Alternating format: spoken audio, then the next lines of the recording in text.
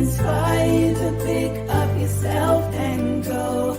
You will find it's all you need to do. Reach down inside and find out you're the one. The one to fly, yeah. The one to reach. You can do all things, just choose. Blessings, blessings, blessings to you. Today I have a special guest, Erica Lynn, speak.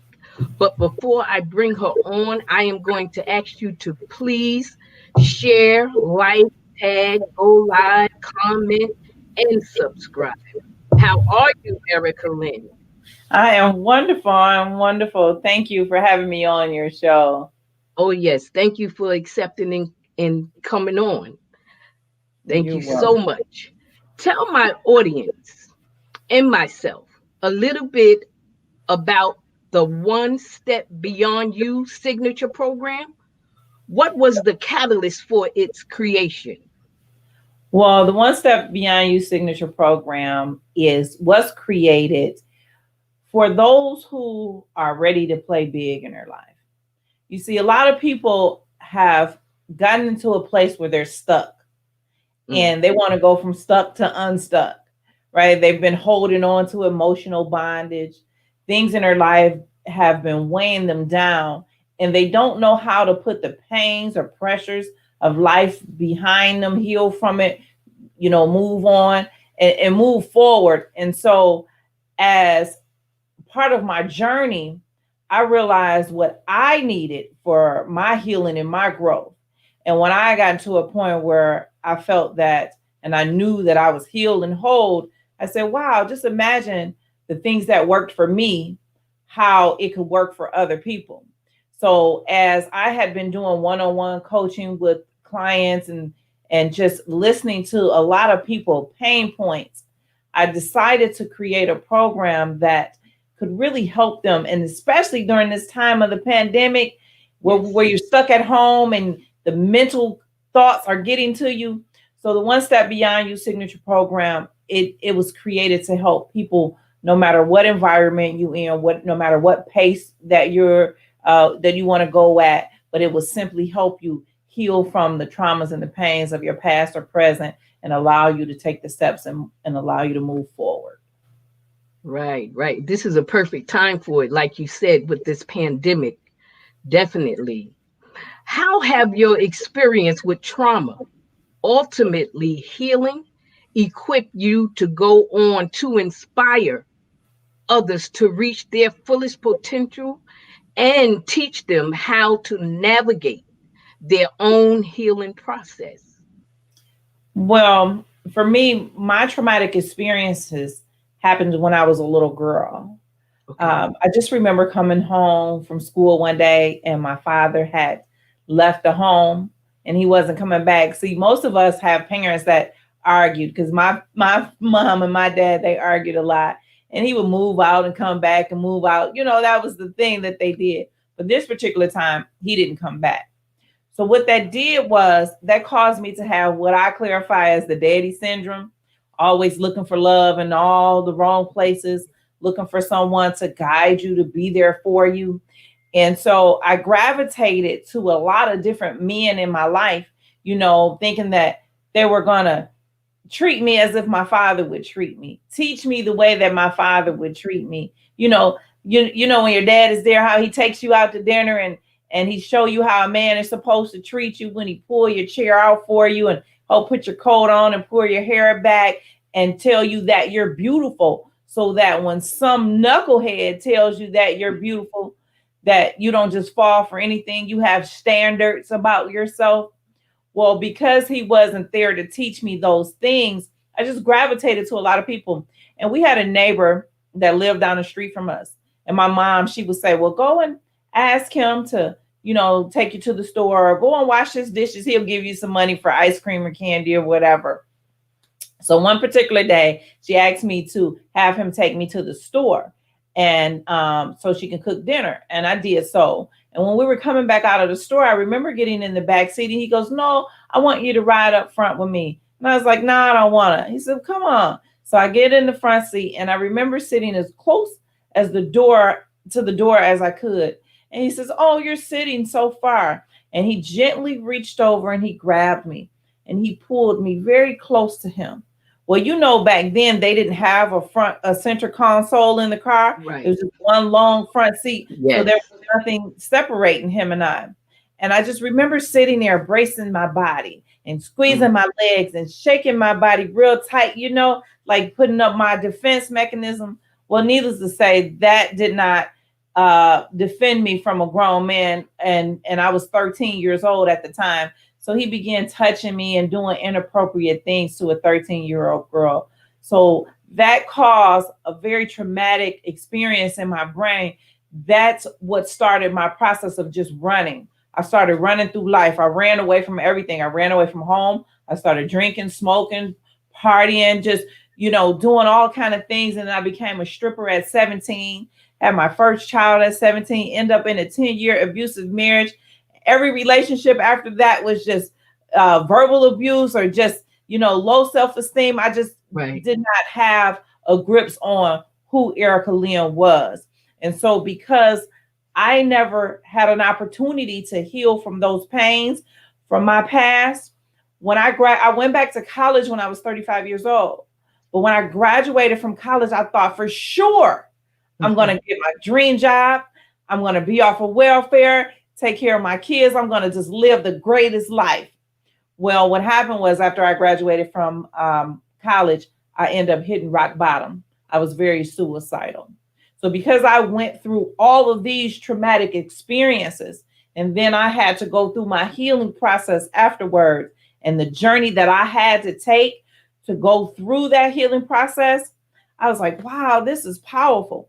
So I learned a lot of things, you know, along the way, because one of the biggest things that I've learned is that traumatic experience caused me to have a cracked or a broken foundation. Right. And I just added life onto it, you know, Mm. husband, kids, being Mm. a stripper, being in different relationship, working, school, all of that on this cracked foundation. And one day my foundation just gave way. And that's what caused me to hit my lowest breaking point, go to a depression that I didn't think that I was going to come out of. And so that was the Wow. start of my journey. And so that is how we got to where we are today. Today. Wow. Wow. Wow. Wow. Wow. Wow. Wow. That's what you authored a book on healing, the 7 techniques of healing. What are some of the techniques from the 7 techniques of healing would you suggest our listeners start implementing into their own lives so that they could step into their biggest healing? Absolutely. Well, the first technique is healing. See, the 7 techniques of healing was broken down into an acronym. And so that was like easy for me to remember, right? But then it just really made so much sense. So when you heal, in order to heal, you have to figure out what you're healing from. Right. So that means that we got to begin to peel back the layers and identify what the root cause is. And so the 7 techniques of healing is a self-help book that asks you very intrusive questions, but it's done that way so that you can be honest with yourself and really pull up some of those truths out of you, things that you threw away, you know, in the back of your brain. Right. Because, you know, when we have traumatic experiences or Oh, yeah. experiences, period, you throw them back there and you forget about them just so Yes. that you can go through life, so you can Yes. function and focus, or else it's just going to always keep stopping you and preventing you from move Um, forward. Yes. Well, this book and the 7 techniques of healing program, it makes you revisit it one more time.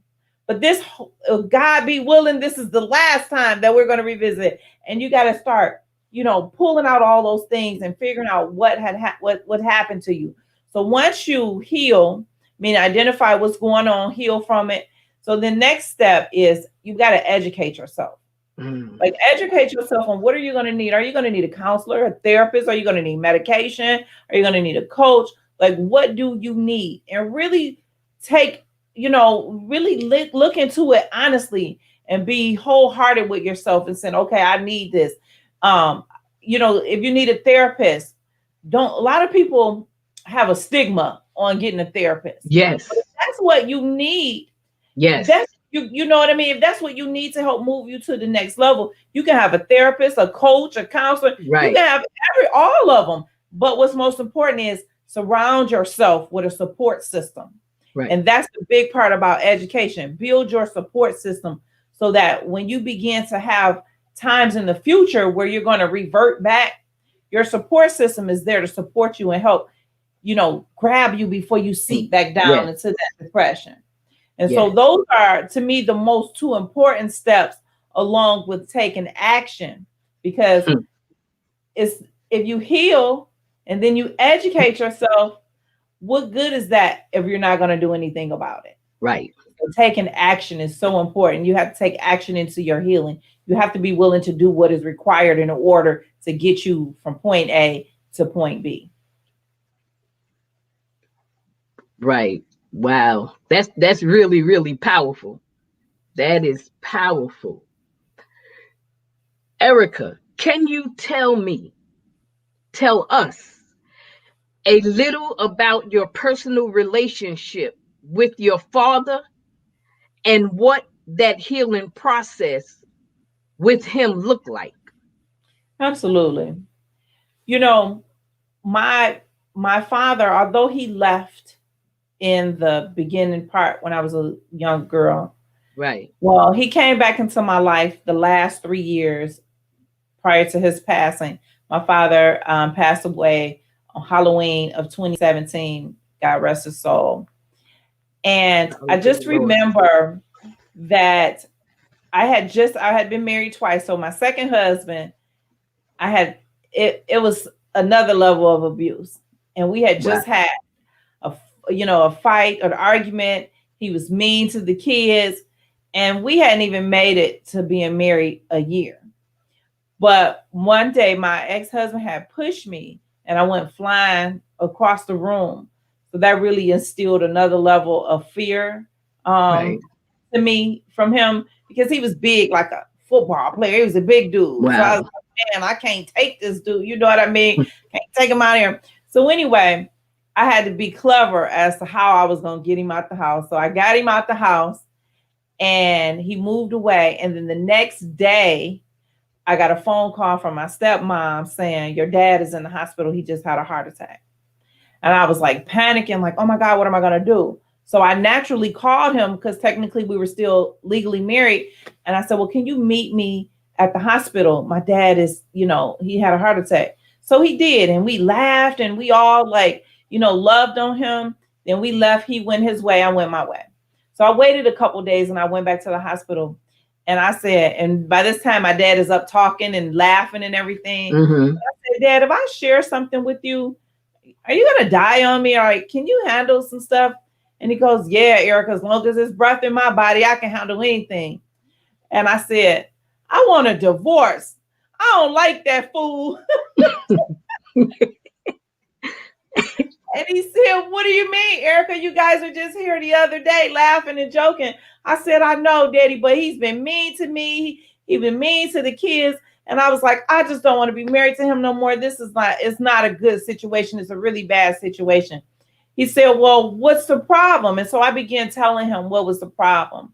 And I said, see, I have the divorce papers here in my purse, but I didn't sign them. He said, well, why didn't you sign them? And I began sharing with him what the issues were with him and I. Right. So what my dad started empowering me. He started uplifting me. He started loving me. He started giving me all those things that I looked for when I was a little girl. Like he really made me stand up to be a woman. And I love you. So I didn't need somebody else that didn't really, honestly, truly love me. He gave that gift to me that I always wanted. And as a result of that, that was the starting journey of my healing process of just all the things that I had gone through from bad relationship to bad relationship. I really, truly started becoming my own woman and loving myself because, he amongst a pastor God sent in my life and another friend that had come into my life just really was instrumental in my healing journey. Wow. But that's something that I wouldn't change for anything in the world, just being able to just be with him them last 3 years. I mean, it was phenomenal. Wow. It sounded like it was powerful. It sounded like it was just, wow. Wow. Yes. God bless your father. And may he rest in peace. Thank you. Wow.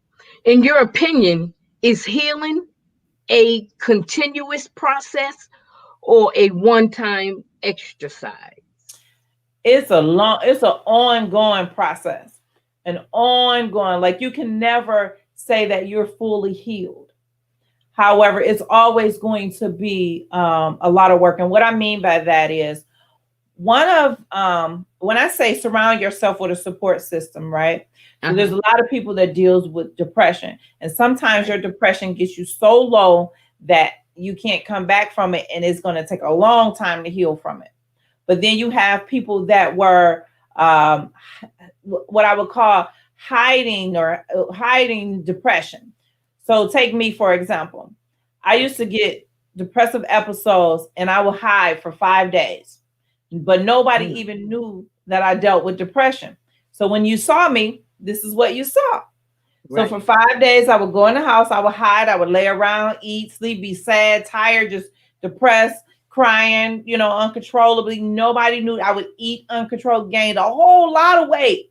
And then 5 days later, take a shower, put my makeup on, come out, and they're like, "Oh, Erica, you're beautiful." All while I was dying on the inside. Right. So when I started the healing process, that means that I had to call myself out and tell my support system, I deal with depression. And these are some of the things that I sneak and do that you guys don't know that I do. So once that I put myself out there and let everyone know this is what I do, if they don't hear from me, now they're calling me like, "Hey, I haven't heard from you. Are you okay?" Or if you know that you're getting ready to slip, there's things that I'll do. I'll call my friend and I'll go, "Okay, today is not a good day for me." Okay. And then we begin to identify why it's not a good day. So if I'm down, it's only about 30 minutes or an hour, and I'm able to catch myself before I fall deeper. So those are things that I teach people. You're never going to be a 100%. However, if you learn the proper tools and techniques, you can take them and use them for the rest of your life. Wow. I know this is really, really helping somebody. It's really, really, this is even helping me. It's a blessing. It's a blessing. Thank God for you and all that you do. What are some techniques to practice that foster ongoing healing for those of us who are here playing big, living our destiny and running into trials amongst our triumphs? Absolutely. I always like to reinforce with positive affirmations. So for all those who are listening, I ask you to get at least 10 index cards, or you can take a piece of paper and cut it up in 10 squares. Write down 10 positive affirmations, such as, "I am beautiful, I am healed, I am whole, I am wonderful," whatever it is. Don't write down the affirmations that I give you. Write down the ones that mean the most to you. That way, when you recite them, you can feel it, earnestly. And you take those affirmations and you put them around places in your house or even in your car on the steering wheel. And you're going to recite it once in the morning and once in the evening. And you know how they say it takes 21 days to form a habit? Well, I feel that if you do it for 30 days, then it goes past the habit. It really sticks with you. And so I believe in the laws of reciprocity. What you put out in the atmosphere is what you get back. So if you put out positivity, then positivity is what you're going to get back. So now when you say it with conviction. Right. I am wonderful. I am whole. I am beautiful. I am healed. I am walking into my purpose. And when you say it that way, now you begin to feel it. And it begins to change your thought process. And you begin to see yourself in a different light. And so when you do this every day, twice a day, not only will it would no longer be words. the action is going to follow behind what you say out your mouth, and your life will begin to change, because now you're going to be like, wow, I am beautiful. Somebody say something, thank you, I'm beautiful.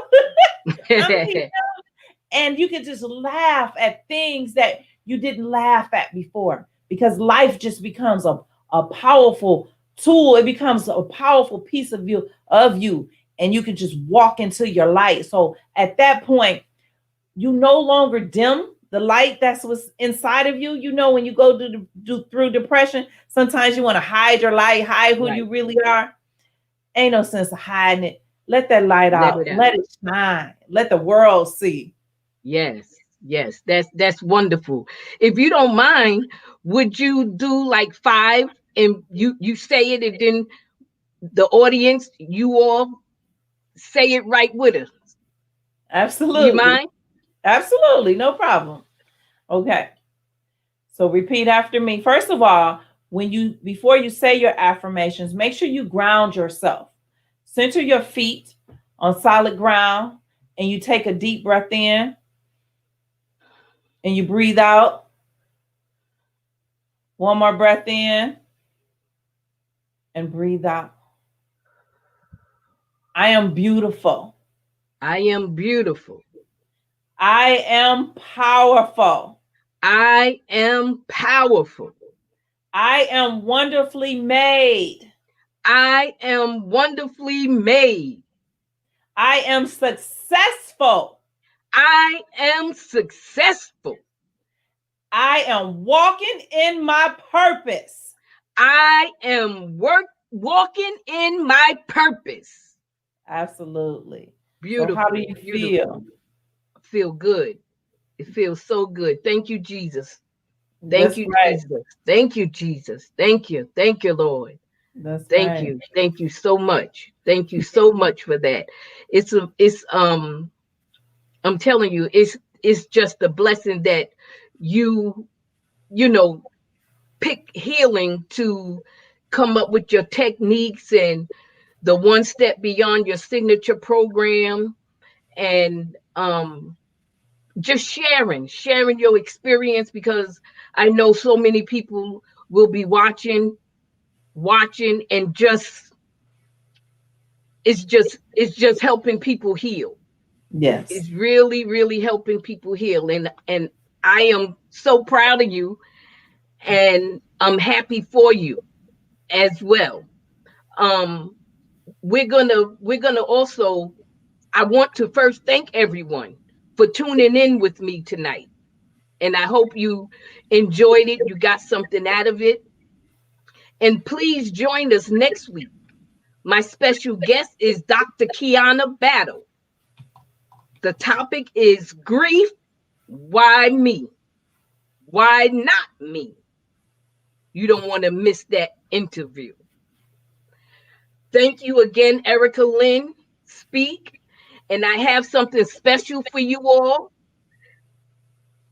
Erica Lynn Speak is also, she does spoken word, and she's going to do a live spoken word, Never Give Up. Erica Lynn Speaks. Thank you. Thank you so much. Let me get the music on. We were all faced with life decisions, some good and some bad. But when you are faced with those decisions that you may never have had, being pregnant underage, you have no idea what you should do. If I keep it, what type of life will my child even have? If I terminate it, will I deal with a life full of regret? Well, I tell you, the choices you make, no one is to judge. So don't throw in the towel just yet, because no one will hold a grudge. So I say to you, never quit and never give up. If he yells at you and tears you down, sometimes he even pushes you around. You find yourself asking, is verbal abuse even abuse? You begin reasoning with yourself saying, he just called me stupid and only the B word. You ask yourself a question saying, doesn't that mean he just loves me more? He sits back and says, she's just being a woman. Is it okay for her to down me, belittle me, and treat me less than a man? I tell you both that verbal abuse is still abuse, and you are worth so much more. You are a powerful woman, a powerful man, and you stand up as such. So I say to you, never quit and never give up.